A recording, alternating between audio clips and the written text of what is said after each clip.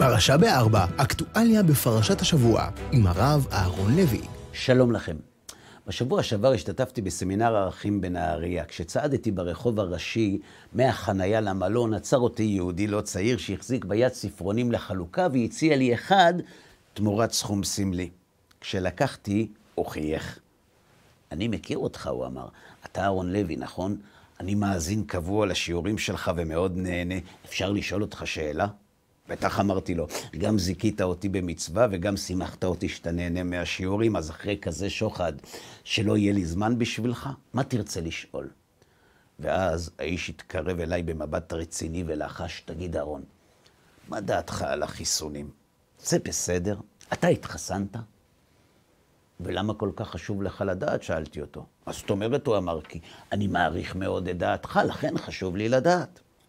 את האמת אמרתי לו, גם אני התלבטתי בשאלה החשובה הזאת, אלא שלימדו אותי שכשיש ספק צריך ללכת לרב ולשאול, וזה מה שעשיתי. אז אם גם לך יש ספק, לך אל הרב שלך, שאל אותו, ותעשה מה שהוא יגיד לך.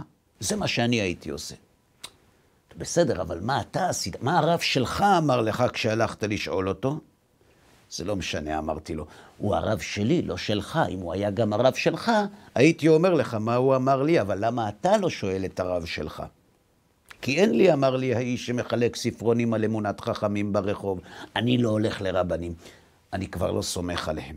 הרבנים של פעם לא עשו חשבון לאף אחד. הם היו מסתכלים מה התורה אומרת ואומרים בפנים. אבל הרבנים של היום, זה סיפור אחר. להם יש חשבונות. הרבנים של היום מתעסקים גם בפוליטיקה, ולכן הם מערבים שיקולים זרים בהחלטות שלהם. ואני כבר לא סומך עליהם. אנחנו דור יתום, אהרון. זכותך לחשוב כך, אמרתי לו, אבל אם זה נכון, למה אותי אתה שואל אם להתחסן או לא? אני הרי לא מהרבנים וגם לא משל פעם.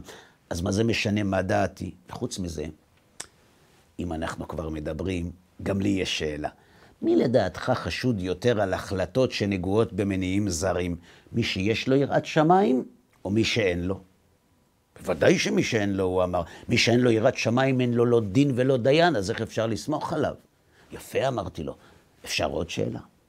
תגיד, למי לדעתך יש יותר יראת שמיים? לך ולי שמתעסקים בפוליטיקה, או לגדולי ישראל למרות שהם מתעסקים בפוליטיקה? ברור שלהם הסכים האיש. אז עכשיו אמרתי לו, אני לגמרי לא מבין. אם אתה מסכים שלגדולי ישראל יש יותר יראת שמיים מזו שיש לשנינו, ואם הסכמת שמי שיש לו יראת שמיים מחליט נכון יותר ממי שיש לו פחות, אז למה אתה סומך על עצמך שיש לך פחות יראת שמיים, ולא עליהם שיש להם יותר? הרי בעצמך אמרת שמי שיש לו יותר יראת שמיים מחליט נכון יותר. אתה יודע למה? כי אין לנו יראת שמיים כמו שיש להם. לכן, במקום ללכת לשאול אותם, אם להפסיק לשאול אותם ולסמוך על עצמנו, אנחנו מחליטים לבד לסמוך על עצמנו ולא ללכת לשאול אותם. אז מה זה משנה לך מה הרב שלי אמר לי? אני צריך לחשוב על זה, אמר לי האיש עם הספרונים, אבל בכל זאת בשורה התחתונה, מה באמת דעתך על החיסונים? מה, אין לך דעה?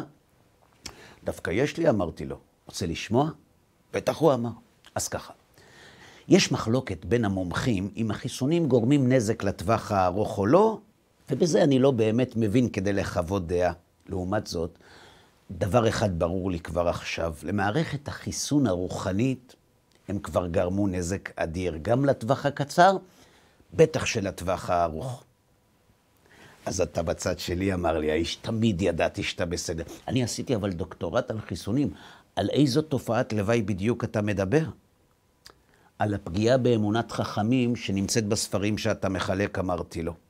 העובדה שכל אחד מאיתנו מרשה לעצמו לחלק ציונים לאנשים שברור לנו שיראת השמיים שלהם גדולה משלנו, היא פגיעה אנושה במערכת החיסון הרוחנית ששמרה על עם ישראל לאורך ההיסטוריה, ואת הנזק שהיא גרמה רואים כבר עכשיו, ושנינו כנראה עוד נראה בעתיד.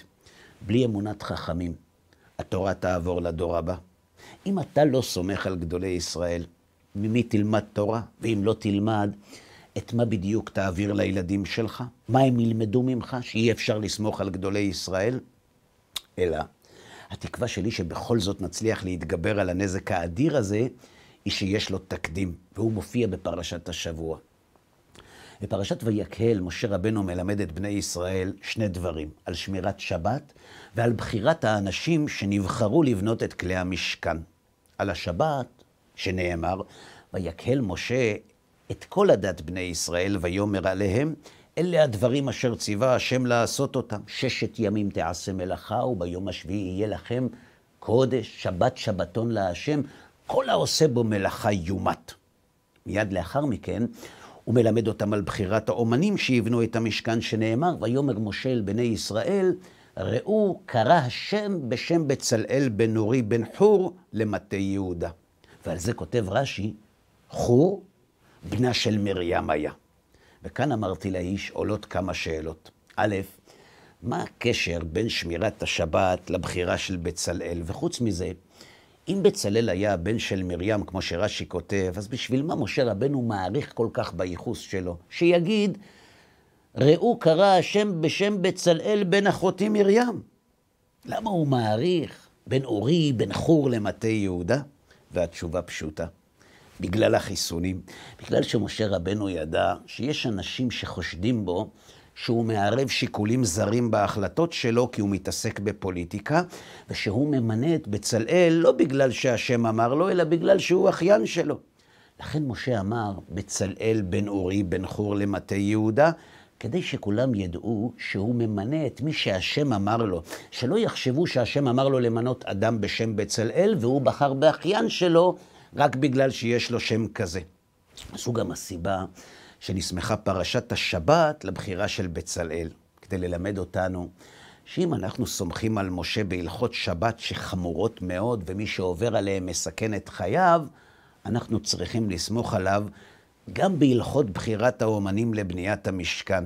שאם למשה יש מספיק יראת שמיים כדי שנסמוך עליו שהוא לא מערב שיקולים זרים בהלכות שבת, אז יש לו גם מספיק יראת שמיים לא לערב שיקולים זרים גם בשאר ההחלטות שלו. לכן נסמכה פרשת השבת לבחירת בצלאל, ולכן משה פירט את הייחוס של בצלאל כדי ללמד את בני ישראל שהקדוש ברוך הוא ציווה עליו לבחור דווקא בבצלאל הזה. וזו התקווה שאני בונה עליה, שבכל זאת נתגבר.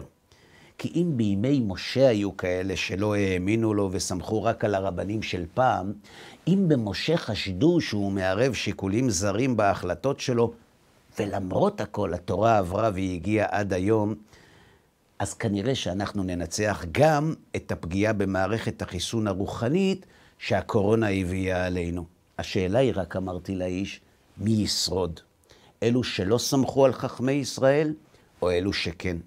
מה שבטוח, אמרתי לאיש עם הספרונים, זה שאתה ואני, ללא ספק, צאצאים של אלו שכן סמכו על משה, ובעיניים עצומות, בגלל שהם ידעו שיראת השמיים של גדולי ישראל גדולה מיראת השמיים שלהם. אז אם אבותיי ואבותיך נהגו כך, תגיד אתה, בשביל מה לשנות? שבת שלום. פרשה ב4, אקטואליה בפרשת השבוע, עם הרב אהרון לוי.